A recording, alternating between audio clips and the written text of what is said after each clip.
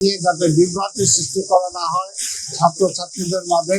কারণ এই ছাত্রছাত্রীদের সকল দাবি যেভাবে মেনে নেওয়া যায় সেটার জন্য আমাদের সরকার চেষ্টা করছে। তার জন্য সময় দিতে হবে এবং 5 বছর অপেক্ষা করতে হবে পরবর্তী নির্বাচনের জন্য। কারণ গণতন্ত্রটা হলো সবচেয়ে বড়।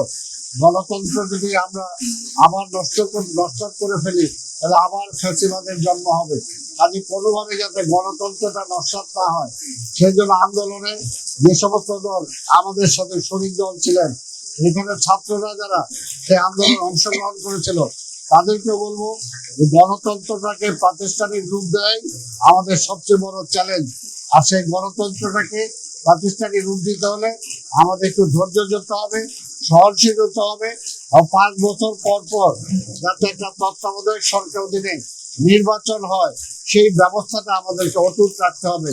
তাহলে তাহলে আমরা বিশ্বাস করি আগামী দিনে গণতন্ত্রটা প্রাতিষ্ঠানিক রূপ পাবে এবং ছাত্ররা যে চিন্তা করছে তাদের যে চেতনা, জুলাইয়ের যে চেতনা, একই চেতনা আমাদের 71-এর।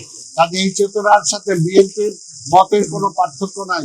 আমরা বিশ্বাস করি জুলাইয়ের চেতনাকে ধারণ করেই জনগণের সকল সমস্যার সমাধানের জন্য মাননীয় প্রধানমন্ত্রী তারেক রহমান চেষ্টা করে যাচ্ছেন।